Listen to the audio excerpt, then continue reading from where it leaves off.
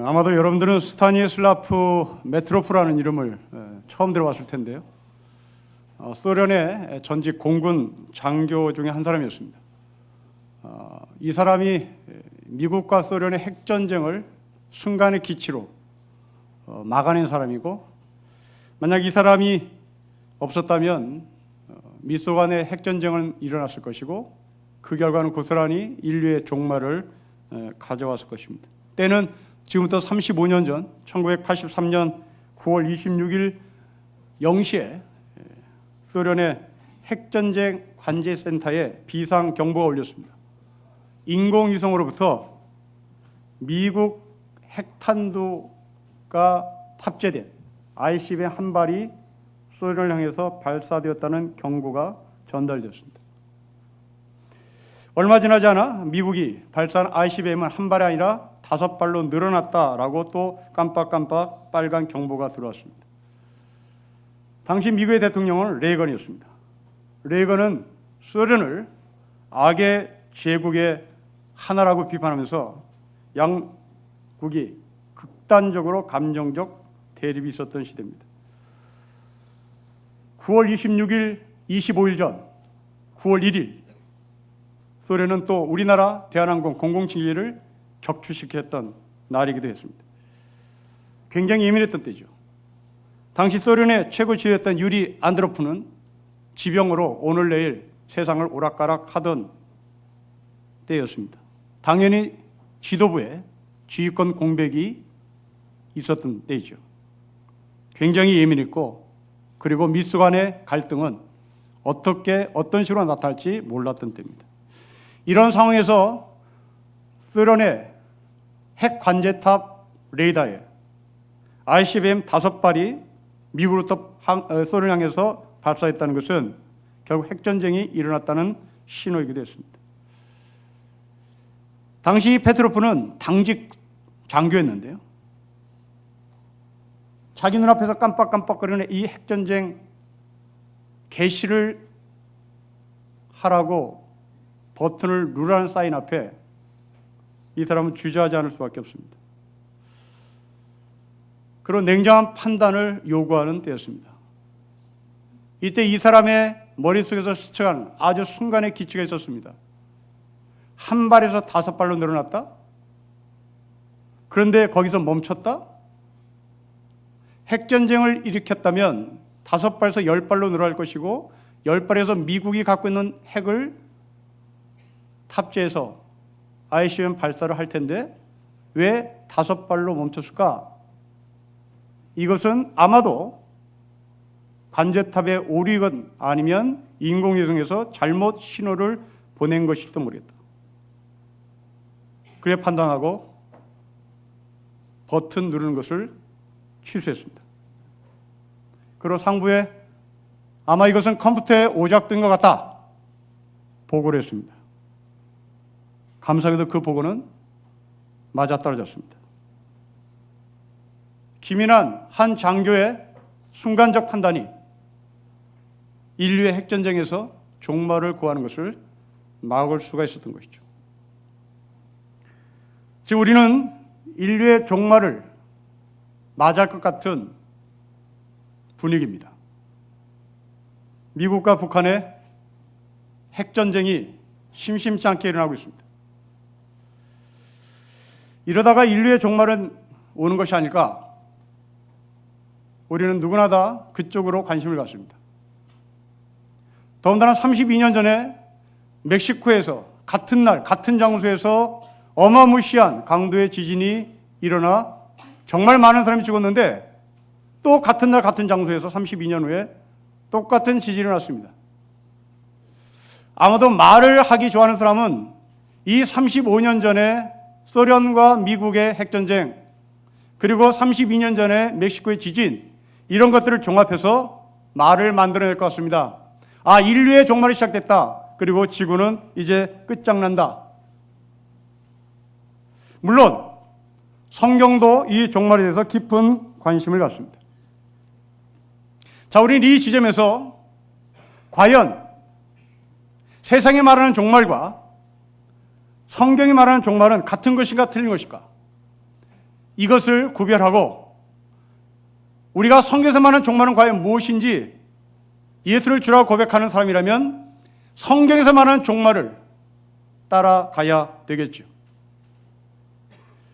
과연 하나님은 역사에 대한 종말에 대한 깊은 관심을 갖는데 이 종말에 대한 이 비밀을 누구에게 말씀하실까라는 것으로부터 질문은 시작할 겁니다. 저는 여러분에게 묻습니다. 이 세상에 종말을 가져오시는 하나님은 이 종말에 대한 비밀을 누구에게 말씀하실까라는 질문입니다. 놀랍게도 하나님은 사회학자나 역사학자나 인류학자에게 이 종말을 말씀하지 않습니다. 이 종말을 누구에게 말씀하시나? 교회에게 말씀하십니다. 대단히 놀랐습니다. 왜 하나님은 인류의 종말에 대해서 인류학자나 사회학자나 미래학자에게 맡기지 않고 왜 교회인 우리에게 이 비밀을 말씀하실까라는 겁니다. 그리고 두 번째로 이 비밀을 말씀하신 하나님은 도대체 어떤 종말을 말씀하시는 것일까? 라고 하는 질문에 답을 내야 될 것입니다. 여러분, 이 질문의 답은 1장 17절에 나와 있습니다. 17절을 우리 같이 읽겠습니다. 1장 17절 읽겠습니다. 시작. 내가 볼 때 그의 발 앞에 엎드려 죽은 자 같이 되매 그가 오른손을 내게 얹고 이르시되 두려워하지 말라. 나는 처음이요 마지막 그리고 살아있는 하나님입니다. 여러분, 하나님은 처음이요 마지막이십니다. 처음이요 마지막이신 하나님이 교회인 우리에게 종말을 말합니다. 그러면 처음의 하나님이란 어떤 하나님입니까? 창조의 하나님을 말합니다. 창조의 하나님이 처음 하나님이라면 그 창조하신 하나님은 당신이 창조한 피조물에 의해서 책임을 져야 되는 것이 마지막 하나님입니다. 창조 하나님은 종말의 하나님이고 종말의 하나님은 창조 하나님입니다. 그래야 이것이 일관되게 연결됩니다. 창조의 하나님 가운데 하나님께서는 우리를 창조했습니다. 우리를 창조했다는 것은 우리의 종말에서 책임을 져야 된단 말입니다. 우리를 만들어 놓고 우리를 창조하시고 우리에 대해서 책임을 지지 않는다면 그 하나님은 하나님이 될 수가 없고 우리는 그 하나님을 하며하고 말할 수가 없습니다. 철학의 카테고리 가운데 인식론이라는 범주가 있습니다. 그 인식론 가운데 신이 있느냐 없느냐라고 하는 이 인식의 주장에 대해서 많은 철학자들은 의견을 나눕니다. 그 인식론에 신이 있느냐는 질문에 신은 있다라고 주장하는 소위 이신론자라는 사람들이 있습니다. 이 이신론자는 신이 있다는 걸 인정합니다. 그리고 이 신이 인간을 창조했다는 걸 인정합니다. 그러나 그 다음이 재밌습니다. 우리를 창조하신, 인간을 창조하신 하나님은 우리를 창조하신 후에 우리 인간의 삶에 대해서 간섭을 하지 않는 신이다 라고 주장하는 것이 이신론자들의 주장입니다. 이 말이 어렵자 이 이신론자들은 아주 멋진 비유를 우리에게 들어 이신론의 하나님을 설명합니다. 하나님은 시계를 만드신 시계공과 같다. 그리고 시계는 우리 인간이다.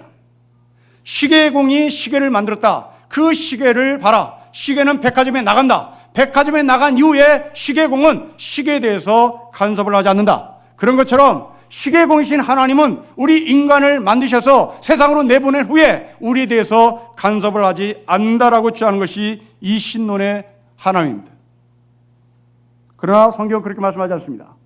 처음에 하나님이요 마지막에 하나님, 창조하시는 하나님이요 그것에 책임지시는 하나님, 하나님이 나를 만드셨기 때문에 나에 대해서 끝까지 책임을 져야 되는 것이 바로 성경이 말씀하시는 하나님입니다. 여러분, 이 원리를 여러분의 삶에 적용해 보십시오. 여러분 자식들을 만들었습니다. 여러분 자식들을 생산했습니다. 여러분 자식들을 이 땅에 내보냈습니다. 이 신론자들은 이제 네 알아서 살아, 간섭하지 않겠음, 이것이 이 신론자들의 사고가 우리에게 가져다 주는 부모의 역할입니다. 우리는 이 주장에서 어떤 누구도 받아들이고 싶지 않을 겁니다. 우리는 내 자식을 이 땅에 태어나게 했다면 나는 내 자식을 잘 살게 만들기 위해서라도 간섭을 할 겁니다. 그 간섭은 책임입니다. 세상 사람들에게 빌어먹을 자식이란 소리를 듣지 않게 하여 나는 내 자식을 올바르게 만들 책임이 있다고 긴장하며 살기 때문에 내 자식의 삶에 개입을 하는 것이죠. 만일 여러분들이 여러분 자녀들의 삶 가운데 개입하지 않고 내 자식은 알아서 살겠지, 그렇다면 여러분들은 이신론자의 철학자들이고 이신론자의 철학들이 말하는 신이고 그 신 속에 여러분들은 부모의 역할을 그렇게 할 것입니다. 좀 더 구체적으로 말씀을 드리면, 여러분 자식들이 신앙생활을 하지 않는다, 교회에 오지 않는다, 그럴 때 내 아들이 자유지, 내 딸이 마음대로 하는 것이지, 그렇게 말한다면 여러분들은 여러분 자식을 잘 살게 만들고 싶은 욕심이 없단 말입니다. 새하늘과 새 땅을 보고 싶어하는 부모의 욕심과 부모의 책임이 있어야 됨에도 불구하고 우리에게는 그것이 없다면, 여러분 자식에게 새하늘과 새 땅을 가라고 간섭하지 않는다면 여러분들은 아마도 새하늘과 새 땅이 없다고 스스로 인정하는 꼴일지도 모릅니다. 우리는 자식을 잘 살게 만들기 위하여 공부하라고 간섭을 합니다. 새하늘과 새 땅과 새 예루살렘에 가서 잘 살라고 말을 해줘야 되는 것이 부모의 역할입니다. 처음이요 마지막 되신 하나님, 바로 그분은 우리를 구원하십니다. 여러분, 구원은 예수를 주라고 고백함으로 얻어지는 것이라고 성경이 기록합니다. 이 구원의 하나님이란 뭘까? 구원의 하나님이란 나를 구원했다는 이야기로 끝나는 것이 아니라 처음 되시고 마지막 되신 하나님이 나의 삶에 개입하셔서 나를 기필코 책임지셔 마침내 새하늘과 새 땅과 새 예루살렘에 갖다 놓으시겠다는 하나님의 결단이 바로 구원의 하나님이란 단어에 포함된 것입니다. 자, 그렇다면 결론이 났습니다. 세상이 말하는 종말과 하나님이 말하는 종말이 뭘까? 세상이 말하는 종말은 핵전쟁입니다. 세상이 말하는 종말은 기근입니다. 세상이 말하는 종말은 끝입니다. 파탄입니다. 이제 붕괴입니다. 그러나 하나님이 말씀하시는 종말은 그 가운데서도 새하늘과 새 땅, 새 예루살렘을 건설하는 소망이요, 기쁨이요, 감사한 겁니다. 이것이 성경이 말하는 종말입니다. 성도 여러분, 우리 모두는 다 각각의 개인의 종말을 맞이합니다. 바로 그 종말이 죽음입니다.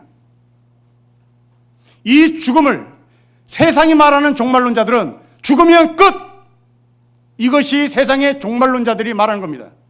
그러나 하나님이 말씀하시는, 교회를 통하여 말씀하시는 한 개개인의 종말은 끝이 아니라 새하늘과 새 땅으로 연결되는 것이고 새 예루살렘을 볼 것이고 그 새하늘과 새 땅과 새 예루살렘에서 생명의 열매를 맺어 그 열매를 먹게 하실 것이라는 것이 바로 성경이 말하는 종말입니다.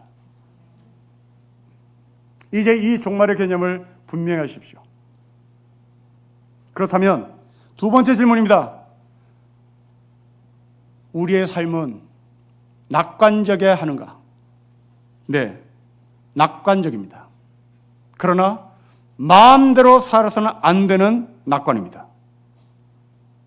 나의 삶에 개입하시는 하나님의 음성을 들으며 낙관적인 삶을 사는 겁니다. 책임지시는 하나님께서 우리를 끊임없이 간섭하시는 차원에서 낙관입니다. 마치 여러분의 자녀들 삶 속에 끊임없이 개입해 기필코 내 아들을 내 아들답게 만들어 놓으시는 부모의 책임을 다하는 것처럼, 그래서 나는 내 아버지의 말을 들으면, 내 어머니의 말을 들으면 나는 어른이 될 수 있어, 나는 훌륭한 사람이 될 수 있어 라고 하는 소망과 낙관을 갖게 만드는 것처럼 우리는 그런 차원에서의 낙관인 겁니다. 간섭이 없는 낙관이 아니라 간섭이 있는 낙관입니다. 오늘 나오는 예배소 교회를 보십시오. 완벽한 교회가 아닙니다. 흠이 있는 교회입니다. 그렇다고 이 흠이 있는 교회를 하나님께서는 아웃시키지 않습니다. 퇴출시키지 않습니다. 간섭하십니다. 또 간섭하십니다. 왜? 책임을 지시기 위해서. 처음 만드신 것도 하나님이시고 그리고 마지막에 교회 완성을 하신 분도 하나님이시기에 처음과 마지막에 하나님은 이 에베소 교회를 간섭하시고 또 간섭하셔 마침내 영원한 하늘나라 새 예루살렘을 바라보게 만들고 그리고 기필코 이 생명의 열매를 먹게 하시는 우리의 아버지, 우리의 하나님이 되는 겁니다. 그렇습니다. 에베소 교회는 구원받지 못한 사람들이 아닙니다. 구원을 받았음에도 불구하고 흠이 있고 구원을 받았음에도 불구하고 책망을 받아야 되겠죠. 그러나 그 책망은 사랑을 기초로 한 책망, 사랑을 기초로 한 경고였습니다.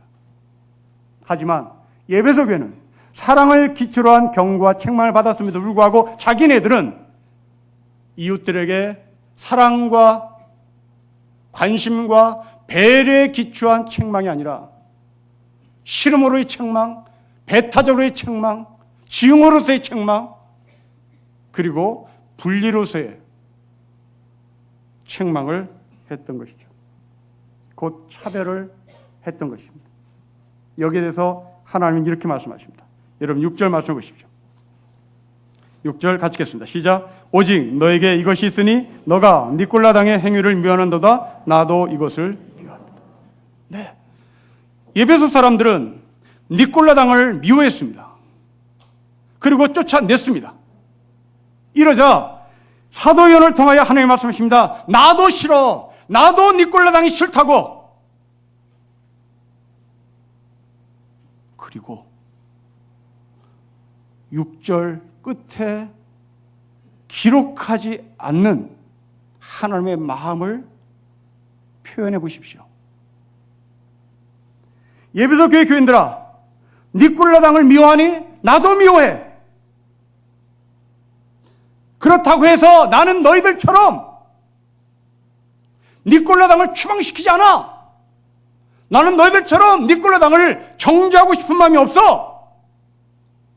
어쩌든지 니콜라당의 삶에 개입을 해서 종말의 때에 너희들과 같이 이 사람들도 새하늘과 새 땅과 새 예루살렘을 보게 하고 싶어. 이것이 주님의 마음이었습니다. 그러나 에베소 교회 교인들은 차별했고 증오했고 아웃시켜버렸던 것이죠. 여러분, 이미 기원전 800년 전에 하나님이 이사야 선지자를 통해서 환상을 보여주신 게 있습니다. 그 환상은 이렇습니다. 이스라엘에서 쫓겨난 자를 모으시는 주 여호와 하나님이 말씀하신다. 내가 이미 모은 백성 외에 또 모아서 하나님에게 속하게 하고 싶다. 이 말입니다. 니콜라당을 하나님의 나라에 편입시키고 싶다.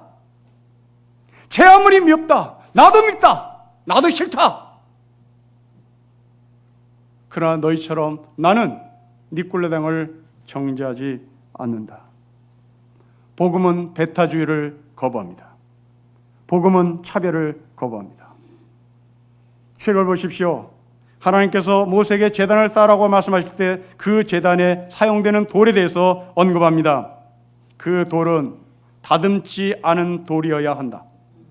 내 모습 이대로. 흠이 있어도 좋다. 결격 사유가 있어도 좋다. 남들이 미워해도 좋다. 남들이 인정하지 않아도 좋다. 그 돌을 데리고 와라. 그 돌로 제단을 쌓으라고 말씀합니다. 여러분, 믿음의 선배들 보십시오. 믿음의 선배들은 다 완벽한 사람들이 아닙니다. 자신의 못난 것, 자신의 절망, 자신의 낙심, 이 모든 것들을 기꺼이 들고 하나님 앞으로 나와 하나님의 제단이 되었고 하나님의 사람이 되었던 사람입니다. 차별은 복음에서 존재하지 않습니다. 우리가 알고 있듯이 세계를 제패한 로마 제국은 망했습니다. 로마가 붕괴됐던 때가 서기 410년이었습니다. 313년에 로마가 국교로 기독교를 택한 그 이후로부터 불과 100년도 못 돼서 로마는 망한 것이죠. 로마가 망한 이유를 연구했습니다. 답은 차별이었습니다. 좀 더 구체적으로 말씀을 드리면 이렇습니다. 로마는 워낙 땅덩어리가 큰 나라였고 그 땅덩어리를 치안을 감당하기 위하면 군인들이 필요했겠죠. 하지만 로마의 본토배기들이 군인으로 동원된 것은 역부족이었습니다. 절대적으로 숫자가 부족했습니다. 할 수 없이 용병을 부를 수밖에 없었던 것이죠. 고대 시대의 용병이라는 것은 배고픈 노예들입니다. 돈을 벌기 위해서입니다. 정의고 다 필요 없었습니다. 그냥 돈을 벌기 위하여, 밥을 얻어먹기 위하여 용병으로 참여한 사람들입니다. 로마는 이 용병들을 차별했습니다. 월급도 잘 주지 않았습니다. 이때 이 용병으로 참여했던 대부분의 민족이 게르만 민족이었습니다. 지금 독일 민족의 원조들입니다. 그 게르만 민족들이 용병으로 참여해서 로마를 돕다가 월급을 주지 않으니까 이 노예 출신들이, 배고픈 사람들이 이판사판 나 죽고 너 죽자 결론을 내리고 자기네 칼과 자기네 창을 로마를 향해서 돌렸습니다. 부패할 대로 부패한 로마 군인들은 혼비백산하고 도망갔습니다. 그 결과 게르만 용병들은 아주 쉽게 로마를 접수했습니다. 이때가 413년 8월 24일입니다. 치욕의 날이죠. 지신들 사이에서 왜 이 로마가 붕괴됐는지 원인을 따지기 시작했습니다. 두 가지로 합치겠습니다. 하나는 다신교인 로마가 유일신교를 고백하는 기독교가 들어와서 망했다. 그 기독교를 탓하는 한 그룹이 생겼습니다. 그저 한 그룹이 기독교인 국가인 이 로마에 다신교가 여전히 존재하기 때문에 신이 노해서 로마가 망했다라고 주장합니다. 기독교 입장입니다. 헤겔의 실메리가 풀리지 않자 당시 최고의 지성이라고 자랑했던 어거스틴이라는 신학자에게 찾아갑니다. 어거스틴은 이 질문을 받습니다. 로마가 왜 망했는지 답을 해보십시오. 어거스틴은 이 질문에 답을 구하기 위하여 연구하고 책을 썼습니다. 바로 그 책이 여러분이 잘 알고 있는 신국론이라는 책입니다. 이 신국론에서 로마가 망한 이유에 대해서 한 예화를 어거스틴은 이렇게 소개합니다. 알렉산더 대왕이 어느 해적을 잡습니다. 해적을 체포해서 그 해적을 향해서 신국을 합니다. 문초를 하고 국문을 하죠. 무슨 생각으로 바다에서 선량한 양민들을 괴롭혀 고기를 뺏어 먹는가? 재산을 갈취하는가? 라고 묻습니다. 그러자 이 해적의 두목이 알렉산더 대왕 앞에서 이런 답을 합니다. 폐하께서 전 세계를 괴롭힌 생각과 제가 소수의 어부들을 괴롭히는 생각과 똑같습니다.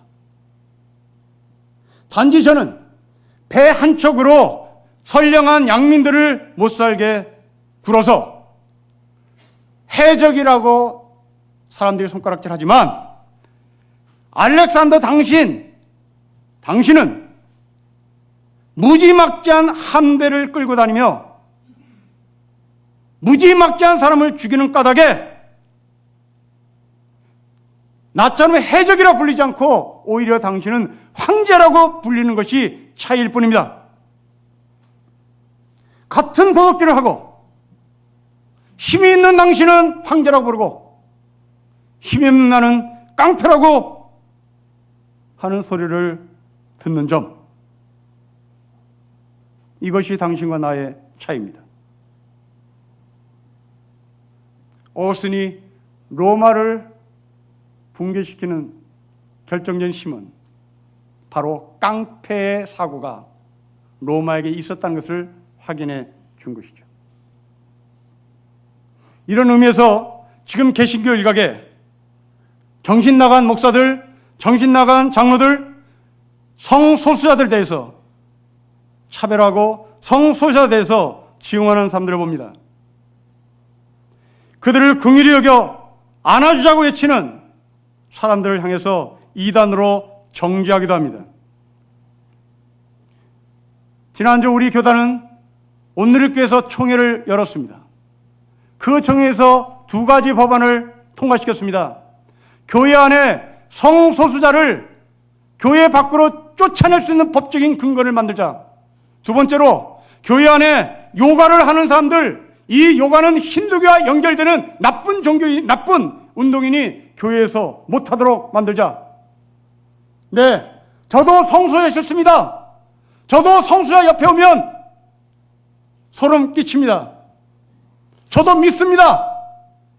여러분 가운데 성서를 지용하신 분 6절을 반드시 읽으십시오. 나도 미워.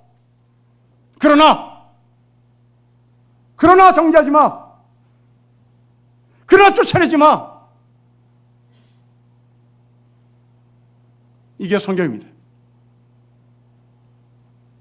국정원장을 지낸 어느 장로님이 합동측 교단에 가셔서 이번 대법원장이 되실 분은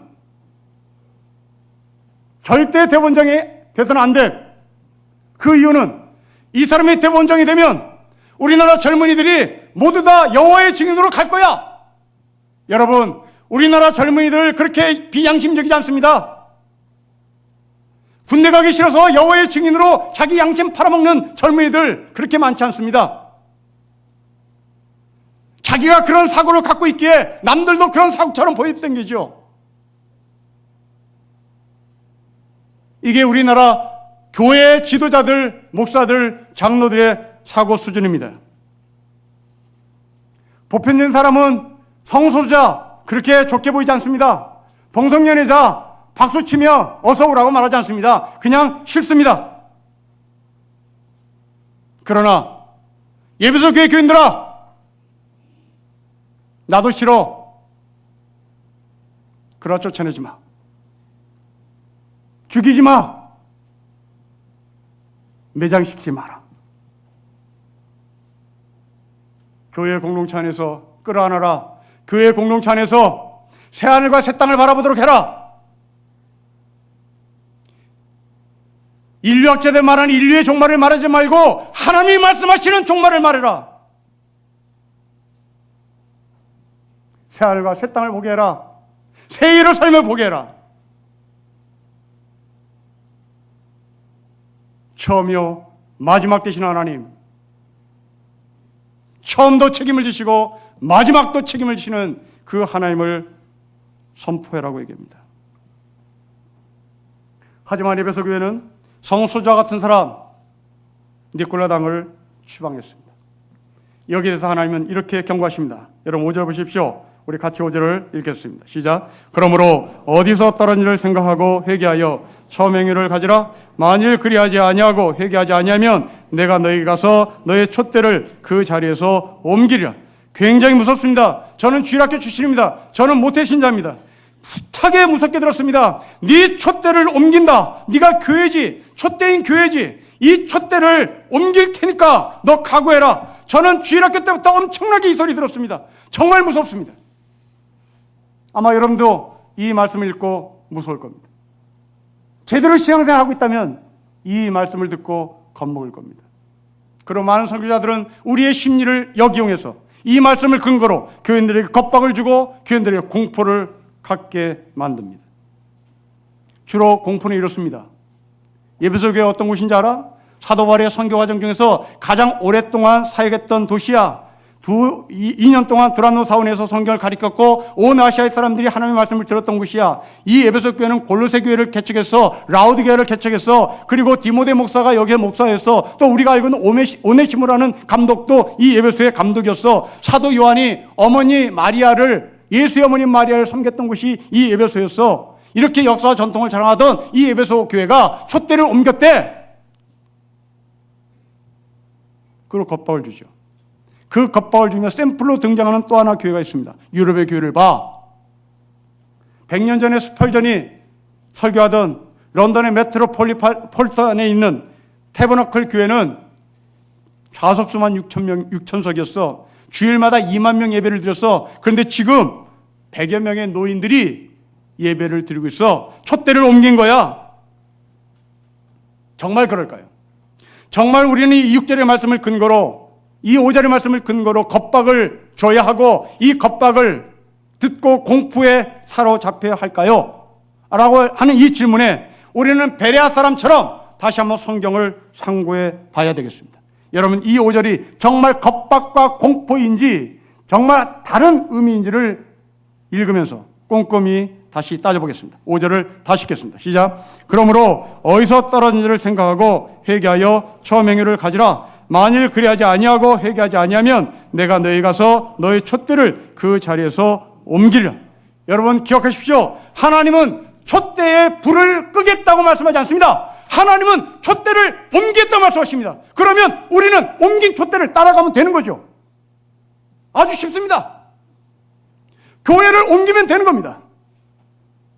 교회를 망가뜨리겠다, 교회를 문 닫겠다, 교회를 없애겠다가 아니라 교회에 있는 촛대를 옮기겠다. 그러면 그 촛대를 따라 우리가 교회를 옮기면 되는 겁니다. 여러분, 신림교회는 우리가 다 넋이 나가서 귀신에 미쳐서 귀신의 말을 이야기하고 귀신을 따라간다면 우리는 촛대가 분명히 옮겨진 겁니다. 그렇다면 이 옮겨진 촛대가 어디로 갔나 살펴봐서 왕성교회로 갔으면 왕성교회 가면 되는 거죠. 그런데 우리는 안 갑니다. 우리는 왕성교회를 안 가요. 왜 안 갈까요? 두 종류의 사람이 있습니다. 안 가는 두 종류의 사람. 첫째, 내가 이 교회에서 뿌려놓은 게 얼만데 내 자식 결혼할 때 와야지, 나 죽을 때 오겠지, 왕성교회 가면 올 사람이 없으니 안 가는 것이요. 관계 때문에 못 가는 겁니다. 20대들 30대들 잘 빠져나갑니다. 신림교회. 그러나 우리 교회에서 절대 교회를 빠져나가지 않겠다고 결심한 사람, 60대 이상 아들 딸 장가갈 나이가 된 사람들, 내가 평상시에 갖다 준 돈이 얼만데 그래서 안 가는 거죠. 그 교회가 뒤집어지든 그 교회가 썩든 그 교회가 엉망진창이 되든 난 상관없습니다. 내가 뿌려놓은 봉투에 액수를 달성할 때까지 나는 절대 교회 나가지 않습니다. 이게 첫 번째 불입니다. 두 번째 불입니다. 떠났던 촛대가 다시 올 가능성을 안고 기다리는 사람입니다. 갔으니까 오겠죠. 갔으니까 올 수 있겠죠. 저쪽에서 썩었으면 그 촛대가 저한테 오겠죠. 성도 여러분, 여러분들은 관계 때문에 교회를 못 떠나십니까? 아니면 떠난 촛대가 다시 올 것이라고 하는 이 소망의 근거에서 교회에 자리를 차지하고 계십니까? 그렇다면 예배소 교회는 이 둘 중에 어떤 입장이었을까요? 라고 하는 질문의 답입니다. 여러분 3절입니다. 같이 읽겠습니다. 시작. 또 너가 참고 내 이름을 위하여 견디고 게으르지 아니한 것을 아노라. 예배소 교회는 인내라는 성품을 갖고 있었습니다. 이 성경에서 인내는 성령이 우리 계신 9가지 열매 중에 하나입니다. 그렇다면 5절에서 말씀하시는 촛대를 옮기겠다는 말은 예배소 교회 교인들에게 저주와 공포를 퍼붓는 것일까요? 아니면 칭찬한 것일까요? 그렇습니다. 너희는 인내의 사람이다. 기다려라. 교회 떠나지 말아라. 다시 온다. 소망입니다. 회복입니다. 교회를 떠나지 말아야 할 이유, 교회가 훌륭한 것이 아니라 각각의 여러분들 가운데 성령의 열매 중에 인내를 갖고 있기에 그 인내를 가진 사람이 촛대를 옮긴 예배소 교회의 자리를 끝까지 지켜 그 촛대가 회복될 날을 기다리며 우리가 얼마나 부족했는지를 날마다 회개하는 가운데 교회다움을 찾고 싶었던 겁니다. 사랑하는 성도 여러분, 믿음은 단거리가 아닙니다. 믿음은 시간 싸움입니다.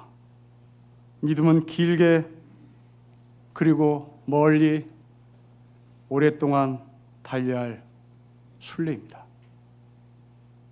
여기에 필요한 것은 인내입니다. 여러분 삶 가운데 굴곡이 나타났습니까? 언덕이 나타났습니까? 그렇다고 포기하시겠습니까? 그렇다고 교회를 떠나시겠습니까? 우리 교회는 촛대가 옮겨졌어. 그래서 우리 교회는 더 이상 소망이 없어. 아닙니다. 촛대에 불이 꺼지면 소망이 없으나 촛대가 옮겨졌기에 그 촛대에 여전히 타오르는 불은 우리 교회로 다시 올 가능성이 농후합니다. 인내를 가졌다면, 성령의 열매 가운데 인내의 성품을 가졌다면 그 사람은 교회를 떠나지 않고 기다릴 것입니다. 그렇지 않다면 왕성교회로 가셔도 좋습니다. 그렇지 않다면 성령이 충만한 다른 교회로 가셔도 좋습니다. 이 교회에 있어야 할 사람은 뿌려놓은 돈이 얼만데 계산할 사람이 있어야 할 곳이 아니라 떠난 촛대가 다시 올 것이라는 소망으로 인하여 인내하는 성도들이 있어야 할 것입니다. 이 인내하는 성도들에게 주시는 하늘의 약속입니다. 여러분 7절 보십시오. 같이 읽겠습니다. 시작. 귀 있는 자는 성령이 귀에들에게 하시는 말씀을 들을지어다. 이기는 그에게는 내가 하나님의 낙원에 있는 생명나무의 열매를 주어 먹게 하리라. 생명의 열매를 먹는 인내의 성도가 되시기를 주의 이름으로 축복합니다. 기도하겠습니다. 하나님 아버지, 촛대를 옮겨도 참으며 교회를 지킬 수 있는 유일한 근거는 다시 오실 예수 그리스도시요 처음이요 마지막 되시는 하나님이시요 그 마지막 되시는 하나님께서 우리를 끝까지 책임지셔 마침내 생명나무의 열매를 먹게 하실 하나님인 것을 믿기에 우리는 또 이곳에서 고군분투하며 신앙생활을 하겠습니다. 하나님 아버지 도와주십시오. 함께해 주십시오. 떠나지 않게 해주십시오. 떠났다 할지라도 다시 오실 소망으로 신앙의 굳건함을 유지하며 살게 하여 주십시오. 주 예수 그리스도의 이름으로 기도합니다. 아멘.